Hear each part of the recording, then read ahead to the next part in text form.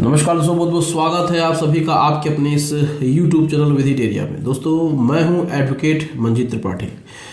दोस्तों आज के इस वीडियो में हम आपको बताएंगे कि आप पैसा पेमेंट कर रहे हैं फिर भी बैंक आपको लीगल नोटिस भेज रही है।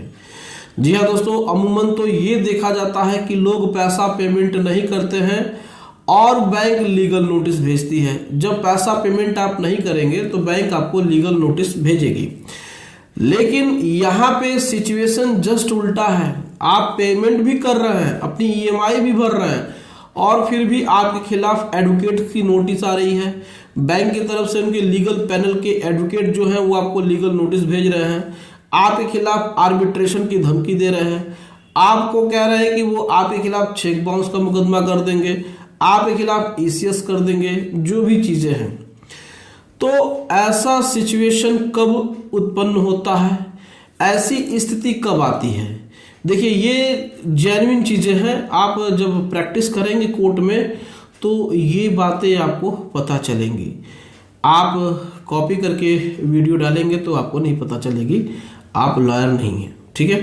तो आप समझ जाइए कि आप हर वीडियो को कॉपी करके डाल रहे हैं तो ये अच्छी बात नहीं है। चलिए, ये संदेश उनके लिए था, उनको पहुंच जाएगा क्योंकि वो हमारी वीडियो जस्ट देखते हैं और तुरंत वो वीडियो डाल देते हैं। तो पैसा पेमेंट करने के बावजूद भी आपको लीगल नोटिस आ रही है, तो क्या ऐसा संभव है? ऐसा तो संभव नहीं है। लोग कहते हैं कि अरे ना ऐसा कुछ भी नहीं है, हम तो पैसा पेमेंट कर रहे हैं, हमको नोटिस क्यों आ रही है? हो सकता है बैंक की तरफ से कोई गलती है।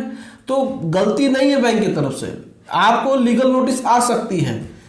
लेकिन समस्या कहाँ है? समस्या आपको नहीं पता चल पा रही है। बैंक भी नहीं बता रहा है क्योंकि उसको पैसा भी मिल रहा है और आपको लीगल नोटिस भी भेज रही है। इसका सोल्यूशन कहाँ से मिलेगा? इसका सोल्यूशन आपको मिलेगा वेजिटेरिया चैनल पे, जो कि ट्रस्टेबल है और जो कि आपको जेन्युइन चीज बताती है। हमारे चैनल के माध्यम से आपको जेन्युइन चीजें पता चलती हैं। हम ऐसा बिलीव नहीं करते हैं कि कुछ हम आपको खुश करने के लिए अनर्गल वीडियो बना दें और फिर पता चले कि नहीं भैया, सच्चाई तो कुछ और है। तो सच्चाई जानने की कोशिश करिए, हम आपको सच्चाई बताते हैं।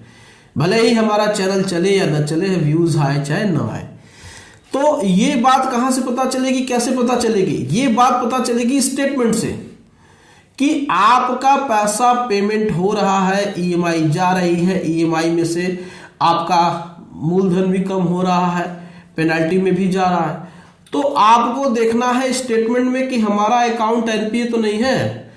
मान के चलिए कि आपने पिछले महीने या उसके पहले या पिछले साल 2, 3, 4, 5 ऐसी ईएमआई दी जो कि या तो रेगुलर नहीं गई, महीने की गैप करके गई, या फिर पूरी ईएमआई नहीं गई। महीने का गैप का मतलब ये होता है कि एक महीने का दिया, दूसरे महीने का नहीं दिया, तीसरे महीने का दिया, या इकट्ठे 2 महीने का दिया फिर तीसरे महीने का नहीं दिया। तो इसी तरीके से करके 4-5 ईएमआई बाउंस हो गई। दूसरा कंडीशन इसमें है कि आपने पूरी ईएमआई नहीं दी।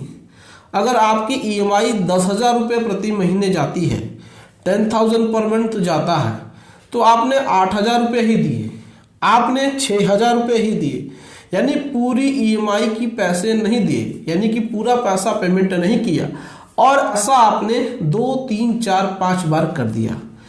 तो ऐसे कंडीशन से भी आपका अकाउंट एनपीए हो जाता है। अब बैंक की तरफ से एनपीए का कोई भी आपको इंटीमेशन नहीं आया, अमूमन आता भी नहीं है। बैंक आपको इंटीमेशन नहीं देता है, वार्निंग नहीं देता है कि आपका अकाउंट एनपीए हो जाएगा, क्योंकि जब तक आपसे पैसा मिल रहा है बैंक को, आप बैंक को पेमेंट कर रहे हैं, तो उनको क्या जरूरत है कि वो आपको डिस्टर्ब करें?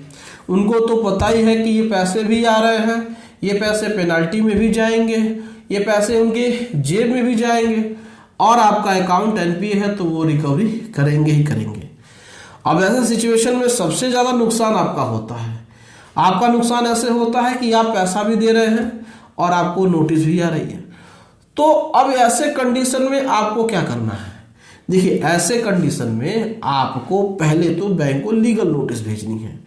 लीगल नोटिस ये भेजना है कि आपने जानबूझ करके हमसे पैसे लेते रहे और हमें इस तरीके से गुमराह किया, और उसके बाद तुरंत उस लीगल नोटिस की कॉपी लेकर के आपको अपने स्टेट के कंज्यूमर फोरम में चले जाना है, जो डिस्ट्रिक्ट कोर्ट में आता है।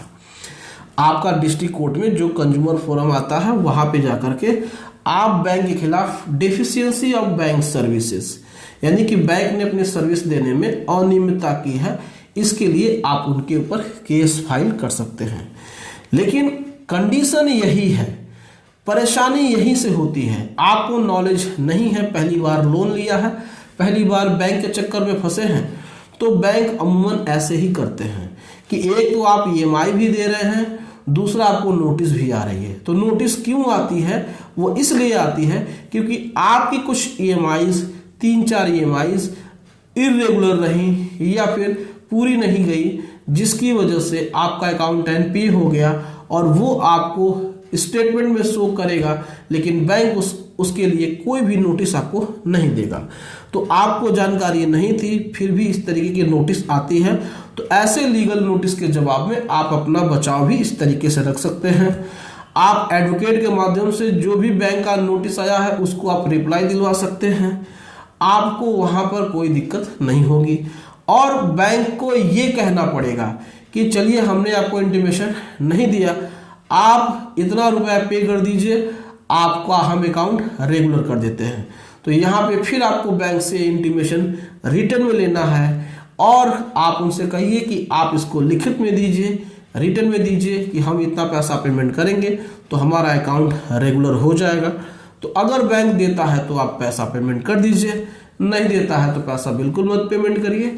आप कंज्यूमर फोरम में केस लड़ी रहे हैं, वहां पे आप कोर्ट के माध्यम से बैंक का एनपीए का पैसा दे देंगे और आपका अकाउंट रेगुलर हो जाएगा।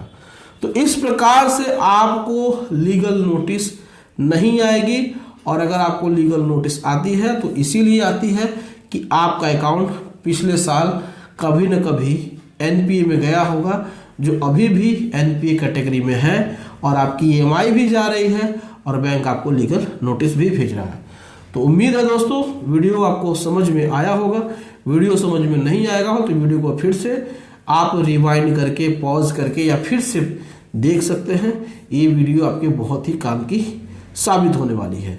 तो वीडियो अच्छी लगी हो तो इसको शेयर कर दीजिए और ज़्यादा से ज़्यादा लोगों में शेयर करिएगा, ताकि लोगों तक ये जानकारी पहुंच सके और वो अपने केस में इसका फ़ायदा उठा सके। और वीडियो अच्छी लगी हो वीडियो को लाइक कर दीजिए और हमारे चैनल को सब्सक्राइब करिए और हमें सपोर्ट प्रदान करिए। चलिए मिलते हैं अगली वीडियो में एक नए टॉपिक के साथ। तब तक आप अपना और अपने पूरे परिवार का ध्यान जरूर रखिए। Thank you so much. जय हिंद दोस्तों।